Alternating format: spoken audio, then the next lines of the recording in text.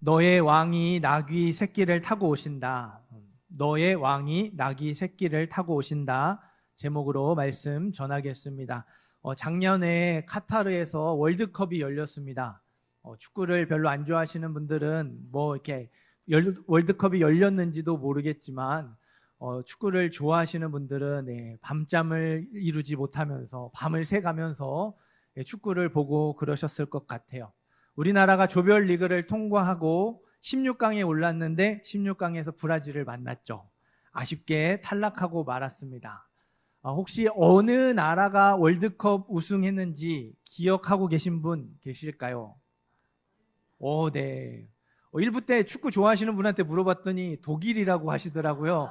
금세 잊어버리셔가지고 워낙 또 일을 열심히 하시다 보니까 아르헨티나 맞습니다. 세계적인 축구 선수 메시가 있는 아르헨티나가 우승했어요. 그러니까 메시가 얼마나 대단한 선수냐면요. 축구 선수가 받을 수 있는 상, 최고의 상은 다 받았어요. 모든 우승 트로피를 다 가지고 있는데 딱 하나. 월드컵 우승 트로피만 없었거든요. 그런데 작년 월드컵을 우승으로 마지막 포즈를 채웠죠. 그러니까 아르헨티나는 무려 36년 만에 우승했던 거라고 하더라고요. 그러니까 메시 개인적으로도 간절히 바랬던 우승이고 아르헨티나 국가적으로도 간절히 바랬던 우승, 그렇게 간절히 바랬던 소망을 이루는 우승이었습니다. 얼마나 기쁘겠어요. 축구 대표팀이 아르헨티나의 수도 부에노스아이레스에서 카퍼레이드를 진행했습니다. 카퍼레이드 이게 뭔지 아시죠? 그래도 연세가 이렇게 있으신 분들은 이렇게 또 보셨던 기억들이 있으실 거예요. 차 이렇게 지나가면서 좌우에 행렬들 쭉 늘어서고 막 이렇게 흔들고. 그 아르헨티나에서 그걸 한 거예요. 축구 선수들 태우고. 몇 명 나왔냐면요. 400만 명 나왔습니다. 별로 이렇게 감이 안 오시죠? 우리나라 2002년 월드컵 때 광화문에서 사람들 엄마에게 모여서 응원했거든요. 그 인원이 40만 명이었대요. 제가 그 시절에 교회가 광화문에 있어가지고 그 현장이 생생하거든요. 정말 차가 다닐 수가 없어요. 사람이 도로 온 곳을 꽉 채워가지고요. 다닐 수가 없는데 그게 인원이 40만 명인데 그 인원의 10배. 400만 명입니다. 어마어마한 사람들이 모인 거예요. 또 남미 하면 뭐가 떠오릅니까? 막 열정, 이게 떠오르죠. 사람들이 흥분해가지고요. 이 선을 지키지 못했어요. 너도 나도 도로 안에 뛰어 들어왔습니다. 축구 대표팀을 태운 차량이요. 도로 한복판에 꼼짝없이 갇혀버렸어요. 제가 이렇게 사진을 갖고 왔거든요. 화면을 보여주세요. 그러니까 저게 이제 카퍼레이드 마지막 종점, 이렇게 마지막 지점이에요. 그렇게 마지막에서 이제 기다리고 있는 거예요. 근데 거기까지 가지도 못하고 시작쯤에 저런 일이 생겼어요. 사람들이 저렇게 벌떼같이 몰려 들어가지고 이렇게 된 거예요. 그러니까, 실감이 나시죠? 이제 내려주셔도 돼요. 제가 보통 설교 때 영상이나 사진을 잘 사용하지 않는데 굳이 보여드리는 이유는요. 실감 나게 하기 위해서도 있고요. 오늘 말씀에 예수님이 예루살렘에 들어가시는 데에 사람들이 막 환호성을 지르잖아요. 딱 저 사진, 저 광경과 비슷했어요. 그래서 보여드렸습니다. 12절, 13절 말씀 한 번 더 읽어볼게요. 12절, 13절 읽습니다.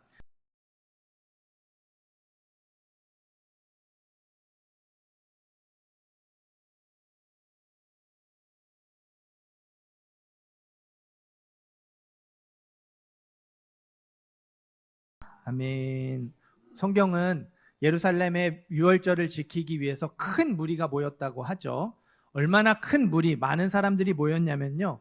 이스라엘의 역사가 요세푸스라는 사람이 있는데 이 사람이 이렇게 적은 기록에 네로 황제 때 유월절 인파가 270만 명이었다고. 그러니까 270만 명이 예루살렘에 모였다고 기록을 했어요. 근데 이제 이 요세푸스라는 사람은 조금 과장을 좋아해요. 그러니까 그 정도는 아니라는 거죠. 대부분의 학자들이 그래도 최소 100만 명 이상은 넘었을 거라고. 그러니까 최소 100만 명 이상의 많은 사람들이 예수님이 오신다는 소식을 들은 거예요. 17절, 18절에 보면요. 그 사람들이 예수님이 죽은 나사로를 다시 살리셨다는 소문을 들었어요. 뿐만 아니라 여러 가지 말도 안 되는 놀라운 기적들을 행하셨다는 소문을 들었거든요. 그 소문을 듣고 예수님을 보려고 예수님을 맞이하려고, 예수님을 환영하려고 예루살렘 성문 양쪽에 쭉 늘어섰습니다. 예수님이 제자들과 함께 오시는 모습이 저 멀리서 보여요. 누군가 큰 소리로 외치죠. 호산나 찬송하리로다. 주의 이름으로 오시는 이 곧 이스라엘의 왕이시여. 처음에는 분명히 한 사람이 외쳤어요. 한두 사람이 그 소리를 듣고 따라 외칩니다. 그러자 너도 나도 할 것 없이 그 많은 사람들이요, 호산나 찬송하리로다. 주의 이름으로 오시는 이 곧 이스라엘의 왕이시여 따라 외치기 시작했어요. 단체로 구호를 외치듯이, 응원하듯이 한 목소리로 예수님을 찬양하는 것이죠. 저 사진에 있는 것처럼 그 많은 사람들이 호산나 찬송하리로다. 주의 이름으로 오시는 이 곧 이스라엘의 왕이시여 찬양한다고 생각해 보세요. 그 소리가요, 쩌렁쩌렁 예루살렘 곳곳을 울려 퍼졌어요. 카퍼레이드, 그 아르헨티나의 카퍼레이드와 다를 게 없었죠. 아르헨티나 사람들은 우승이 기뻐서, 월드컵 우승이 너무너무 기뻐서 그 장소에 모였죠. 이스라엘 사람들은 뭐가 기뻐서 예루살렘 성문에 모였을까요? 예수님이 기적 행하신 것이 기뻐서 모인 거라면요, 주된 감정은요, 기쁨이나 흥분이나 그 환호성을 지르는 열광이 아니라 신기함이어야 돼요. 그렇죠? 예수님! 그러면서 막 이렇게 흥분하면서 막 그 기적을 떠올리면서 흥분할 수 있는 사람은요, 현장에 있었던 사람밖에 없어요. 현장에 있던 사람만 예수님이 오신다는 사실에 기쁘고 흥분이 되었겠죠. 현장에 없던 사람들, 소문을 들었던 사람들은요, 예수님이 그런 일들을 행하셨다던데 한번 예수님 어떤 분인지 가보자, 궁금하구나, 가보자, 호기심에 나오는 거예요. 이스라엘 사람들이 기뻐서 흥분했던 이유는요, 두 가지입니다. 첫 번째는 그 사람들이 흔들었던 종려나무 가지에 있고요, 또 한 가지는 그들이 외쳤던 찬양의 가사에 있어요. 예수님 당시 종려나무 가지는 승리의 상징이었습니다. 전쟁에서 승리한 왕이나 장군이 다 도시로 돌아올 때 사람들이 종려나무 가지를 들고 나가서 흔들면서 맞이했어요. 승리한 왕을 축하하고 승리한 장군을 축하했습니다.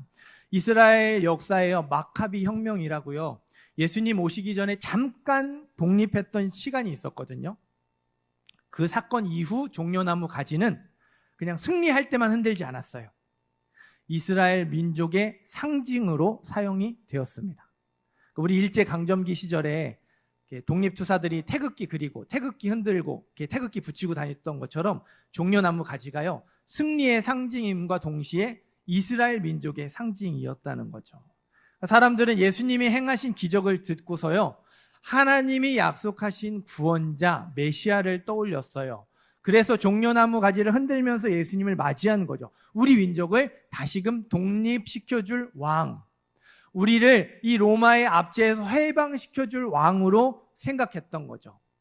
이러한 사실은 사람들이 외쳤던 찬양의 가사에 더 노골적으로 나오죠. 호산나 찬송하리로다, 예수님을 높이죠.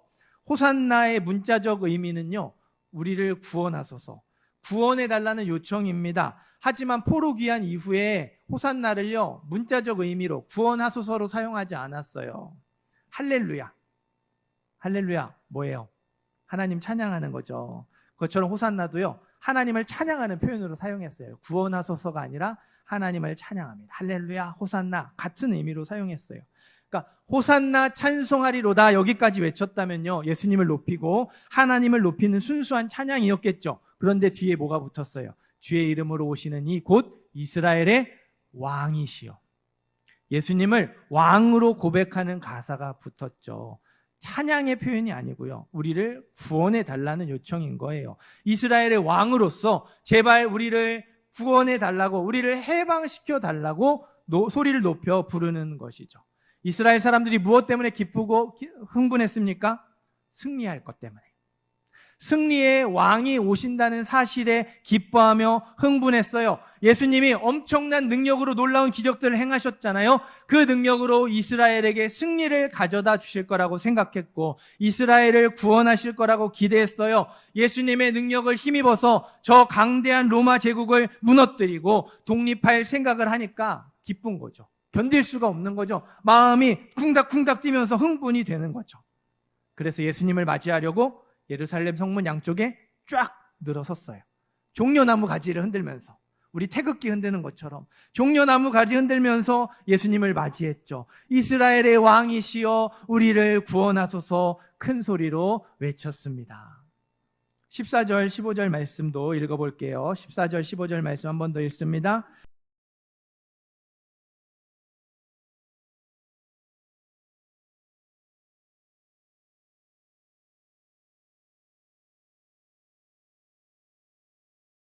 아멘.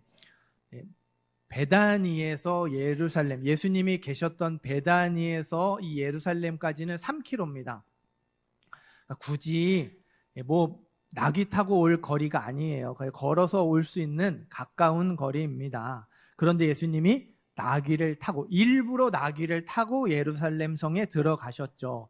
그것도 다 자란 나귀가 아니고요, 어린 나귀, 새끼 나귀를 타고 가셨어요. 예수님의 의도가 느껴지시나요?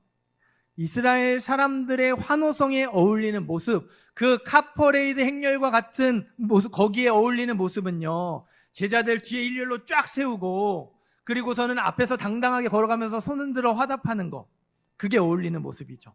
아니면 개선 장군처럼 멋진 말을 타고 위엄 있게 들어가는 거, 그게 어울려요.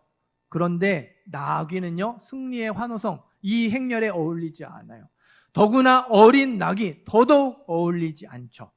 예수님이요, 초라하고 볼품없는 모습으로 예루살렘에 들어가셨어요. 의도적으로 그렇게 퍼포먼스를 하셨습니다.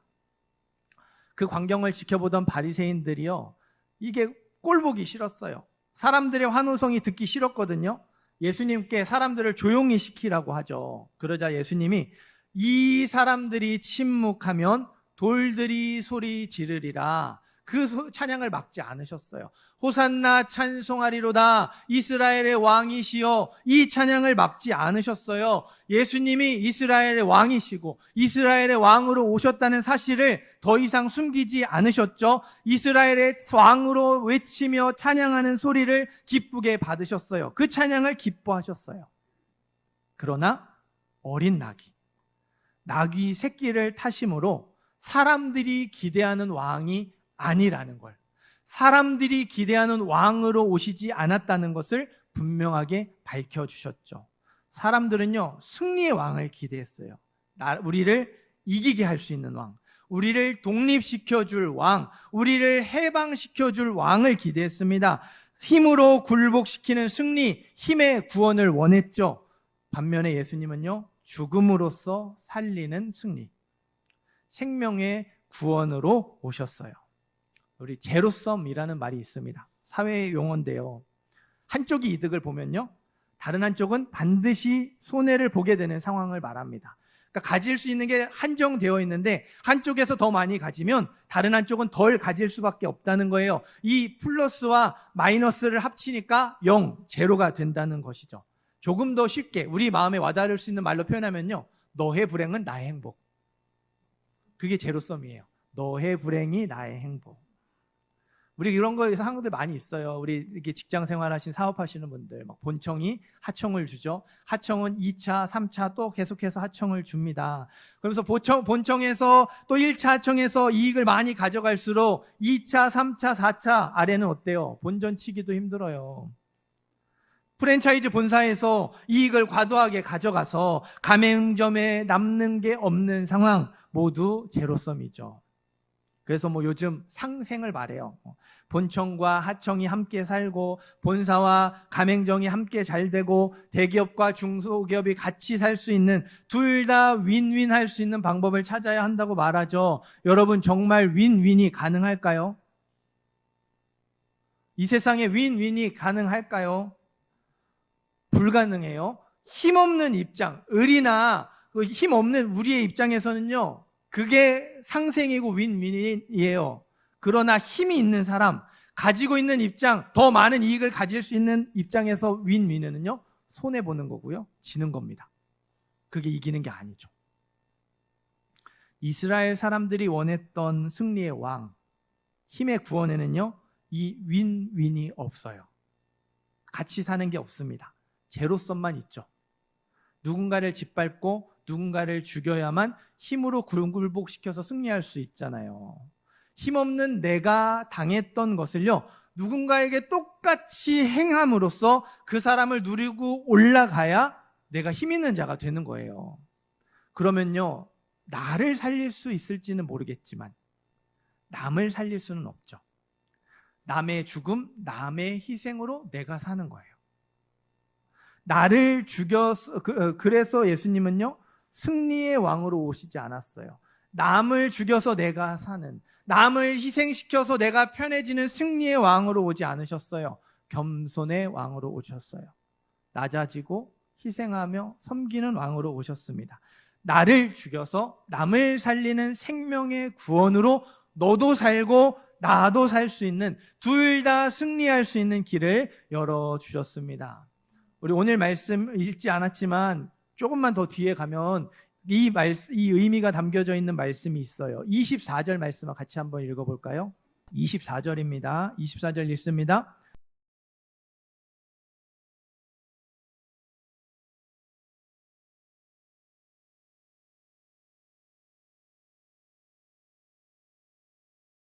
아멘. 예수님은 한 알의 밀로써 내가 죽으러 왔다.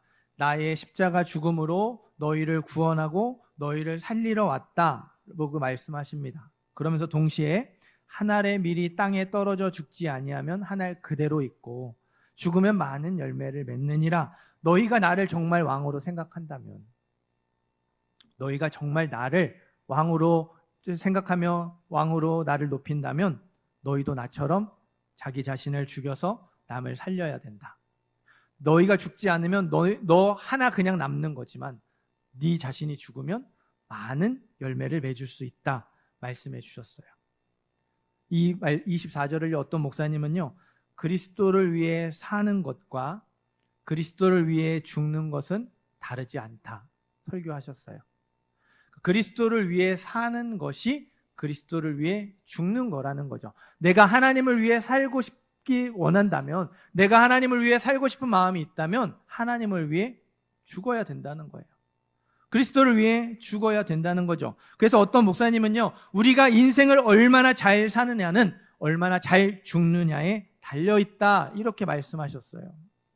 우리가 인생을 잘 살기 원하죠. 잘 되기 원하죠. 잘 살려면, 잘 되려면요, 내가 죽어야 된대요.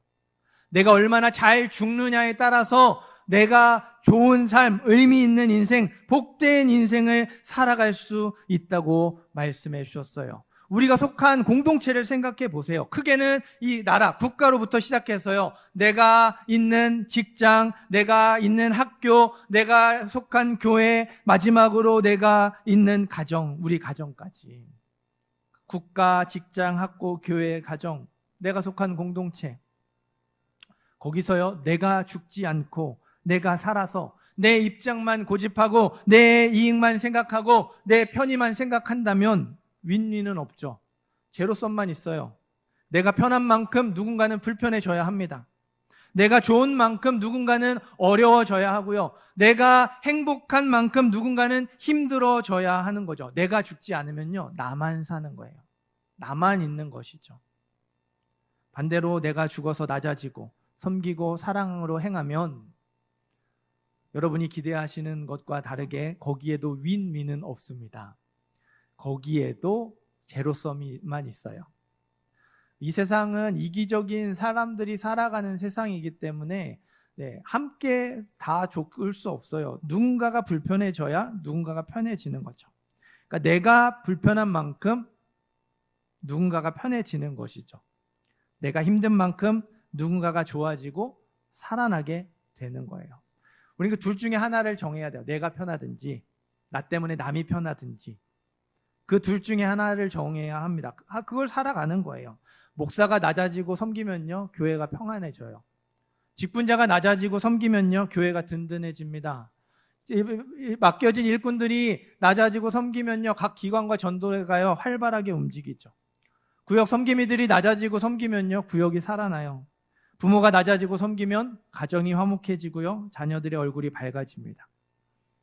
나는 죽지만 나의 죽음으로 남을 살릴 수 있는 거죠. 분명히 나는 힘들고 어려운데요. 그런 나 때문에 내 가정이, 내가 속한 구역이, 내가 속한 전도회, 교회, 직장, 학교, 내가 속한 공동체들이 밝아지고 살아날 수 있고 좋아질 수 있다는 거죠. 저는 이게 진정한 의미의 윈윈이라고 생각해요. 하고 싶은 말 다 해서 얼굴 붉히는 것보다 너무 답답해서, 그 하고 싶은 말을 하지 못해서 너무 답답해서 하나님 앞에 엎드려서 가슴을 치는 게 더 낫다고 생각을 해요. 하고 싶은 것을 다 해서 누군가를 힘들게 하고 불편하게 하는 것보다 내가 하고 싶은 것을 꾹 참고 절제하고 양보하고 희생하다가 속이 새카맣게 타들어가서 하나님 앞에 하소연하는 게 훨씬 더 낫고 좋은 길이라고 생각합니다. 어제도 한참 이렇게 설교 준비를 하다가 시계를 보니까 밤 11시가 다 됐더라고요. 항상 제가 설교하는 주는 그래요. 이게 밤 늦게 이렇게까지 새벽까지 해야 됩니다. 근데 이제 그 시간을 보는데 11시가 넘어가는 그 시계를 보는데 그런 생각이 드는 거죠. 나는 왜 이렇게 매주 고되게 쫓기듯이 설교를 준비해야 할까? 나도 좀 이렇게 일찍 가서 자서 좋은 컨디션으로 주일에 예배 드리고 싶은데 가뜩이나 빌빌대는 사람이 그렇게 밤 늦게까지 새벽까지 하고 아침에 일어나서 오면 힘들거든요. 피곤하거든요. 근데 이걸 매주 반복하고 앞으로도 계속 이렇게 반복해야 돼요.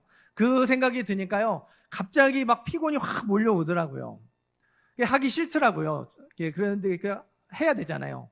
기분을 좀 전환하고 그 마음을 좀 이렇게 풀어보려고 이렇게 둘러보는데요.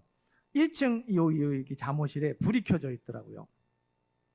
분명히 오후에 이 학생이 공부하는 걸 봤어요. 한 학생이 공부하고 있는 걸 봤는데 그때까지 안 가고 공부하고 있는 거죠. 물론 이렇게 뭐 계속 공부만 했겠습니까?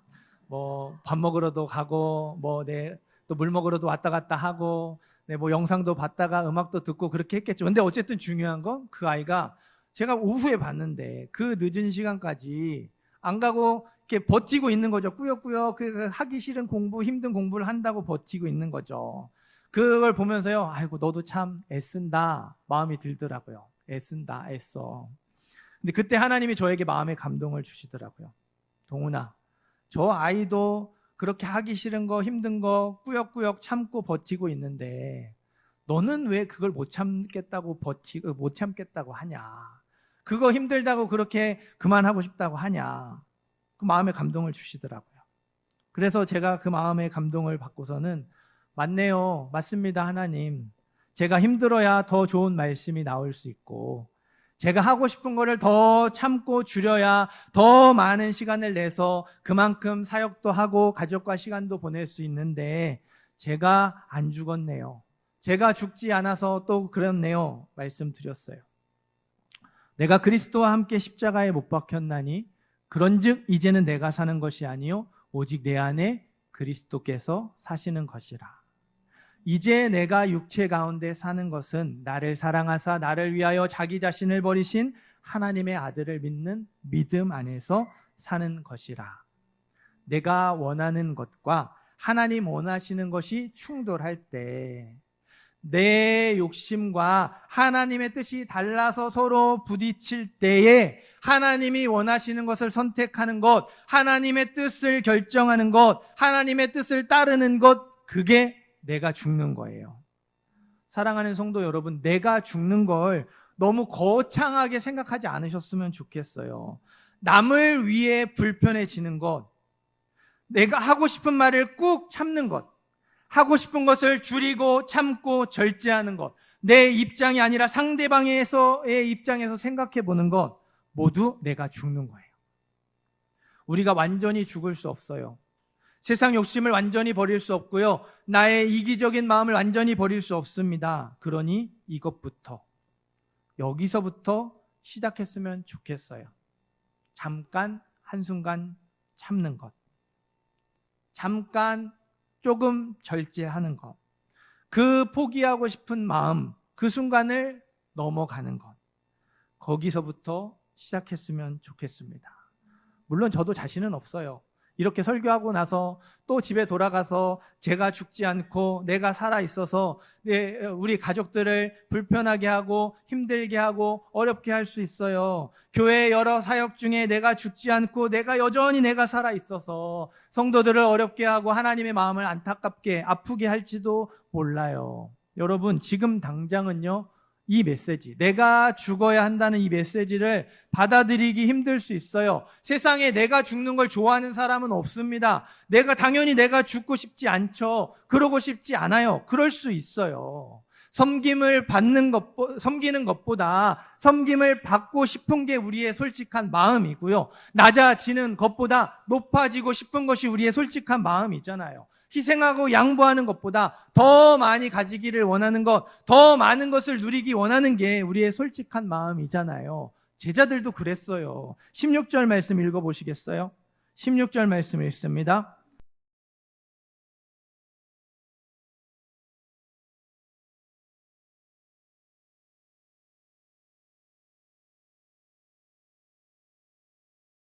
아멘. 여러분, 그 많은 사람들이 호산나 찬송하리로다 이스라엘의 왕이여 외쳤어요. 그 환호성에요, 제자들이 정신을 못 차립니다. 3년을 예수님을 따라다녔어요. 3년을 예수님에게 훈련받고 예수님의 기적의 현장에서 보고 예수님의 은혜를 경험했던 제자들이요, 그 환호성에 무너집니다. 예루살렘 성에 들어가서요, 야고보와 요한은요, 엄마를 데리고 와요. 어머니를 데리고 와서요, 예수님 왕이 되시면 우리 아들들 하나는 예수님 왼편, 하나는 오른편, 이렇게 양팔, 예수님 오른팔 왼팔 시켜주세요. 로비했어요. 나머지 제자들이 그 소식을 듣고 화를 참지 못했습니다. 예수님 돌아가시기 전까지 일주일 내내요, 누가 높으냐 누가 낮으냐 서열 가지고 싸웠어요. 좋은 자리 차지하고 싶었거든요. 예수님이 드디어 십자가에 죽으셔야 된다, 내가 이제 곧 십자가에 죽을 거다 말씀하시니까요, 베드로는요, 그러면 안 되지. 예수님 그러면 안 됩니다, 이게 아니에요. 그러면 안 되지, 버럭 화를 냈어요. 다른 제자들 보는 앞에서 예수님을요, 꾸짖었어요. 마치 어린아이 혼내듯이요, 그러면 안 되잖아 라고 꾸짖었어요. 엄청난 무리의 환호성에 함께 기뻐하고 함께 흥분하고 함께 그 승리의 꿈을 꿨던 제자들이었어요. 그러나 예수님이 영광을 얻으신 후에, 십자가에 죽으시고 다시 살아나신 후에요, 예수님이 나귀 타고 오신 이유를 깨달았어요. 진정한 구원은 내가 사는 힘의 구원이 아니라 내가 죽는 생명의 구원이라는 사실을 깨닫죠. 그리고 그 제자들이요, 서로 높아지려고 길을 썼던 제자들이요, 예수님처럼 자기가 죽는 길을 갑니다. 십자가의 길을 가고요, 낮아지는 삶을 살아갔어요. 우리도 제자들처럼 그럴 수 있어요. 지금 당장은 하나님의 일하심을 받아들이기 어려울 수 있습니다. 여전히 힘의 구원을 원하고 승리의 왕을 원할 수 있습니다. 하지만 그 시간이 지나고 나면요, 나중에는 깨닫게 될 거예요. 승리의 왕보다 겸손의 왕이 훨씬 더 좋다라는 것, 내가 죽는 것이 훨씬 더 좋은 결과를 가져온다는 사실을 깨닫게 될 거죠. 우리 여러분, 지나온 삶을 돌아보십시오. 예전에 그런 자리들 많이 있었어요. 그때는 되게 힘들고 정말 어려웠는데 그 시간을 꾸역꾸역 잘 버티고 그 길 따라 갔더니 내가 생각했던 것보다 훨씬 좋은 결과들이 분명히 있었어요. 오늘 말씀은 그거를 떠올리라는 거예요. 내가 죽고 싶지 않은 마음만 보면요, 내 삶이 그렇게 말씀대로 살아가는 삶이 끔찍한 삶처럼 보일 수밖에 없죠. 완전히 망하는 삶처럼 보일 수밖에 없어요. 내가 하고 싶은 것은 하나도 하지 못하는 그런 어려운 삶처럼 보일 수밖에 없습니다. 그러나 그 순간에도 두 눈 질끈 감고요, 내가 죽는 삶을 조금씩 살아가다 보면요, 나로 인하여서 내 주의가 살아나고 회복되는 것을 경험하게 될 줄 믿습니다. 말씀이 이루어지고요, 기도가 응답되는 것을 경험하게 될 줄 믿습니다. 여기 부모님들 많이 계시잖아요. 자녀 잘 되라고 여러분들이 그 모진 것들 다 마다하지 않고 고생을 감당하시잖아요. 그래서 좋은 결과가 나올 수만 있다면 그것을 기꺼이 여러분의 인생과 것들을 투자하시고 헌신하시고 여러분의 것들 내려놓으시잖아요. 똑같습니다. 여러분이 죽음의 길을 가면, 내가 죽는 길을 가면요, 좋은 결과, 내가 생각하는 것보다 훨씬 더 아름답고 행복한 결과가 나타나요. 자녀를 위해 하는 거는 그 자녀가 잘 될지 안 될지 보장이 없어요. 그러나 우리가 하나님을 위해서 내가 죽는 삶을 살아가는 것은요, 확실한 약속, 확실한 보장이 있는 길이에요. 사랑하는 성도 여러분, 내가 죽고 싶지 않은 마음으로요, 성급하게 판단하지 마시기를 바래요. 지금까지 베풀어 주셨던 은혜, 여기까지 인도하셨던 손길을 떠올렸으면 좋겠습니다. 내가 죽고 싶지 않을수록, 내가 살고 싶고 내가 중요하게 여겨질수록요, 여러분의 지나온 시간을 돌아보시기를 바래요. 그리고 어떠한 결과들이 있었는지를 되짚어 보시기를 바랍니다. 하나님은 저와 여러분의 죽음을 통해서 누군가를 살리고 누군가를 회복시키기를 원하세요. 저와 여러분의 죽음을 통해서 또 다른 생명을 낳기를 원하십니다. 그래서 나귀 새끼를 타고 오셨어요. 너의 왕이 나귀 새끼를 타고 오신다. 예수님을 왕으로 여기신다면 우리도 그 길을 걸어가야 합니다. 우리의 왕이신 예수님이요, 어린 나귀를 타고 예루살렘 성에 들어오셨어요. 이번 한 주 사람들의 환호성을 기쁘게 받으시면서도 사람들의 환호성에 어울리지 않는 모습으로 오신 그 이유, 예수님의 의도를 깊이 묵상하기를 원해요. 그리고 우리의 일상에서, 가정과 직장과 학교와 여러분의 삶의 자리에서 아주 작고 사소한 것부터, 어떤 것부터요? 네. 크고 어려운 거, 힘든 거 말고요, 아주 작고 사소한 것, 내가 할 수 있는 평범한 일부터요, 구체적으로 예수님을 닮아가시기를 원해요. 부탁을 드립니다. 말과 혀로만 사랑하는 것이 아니라 행함과 진실함으로 사랑하기를 조금씩 실천해 가기를 원해요. 그게 나는 죽고 예수로 사는 삶입니다.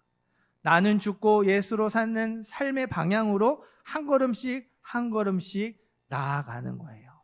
나의 죽음으로 우리 가정을 살리고 내가 속한 공동체를 살리는 우리 모든 성도님들, 모든 예배자들 되시기를 주님의 이름으로 축원합니다.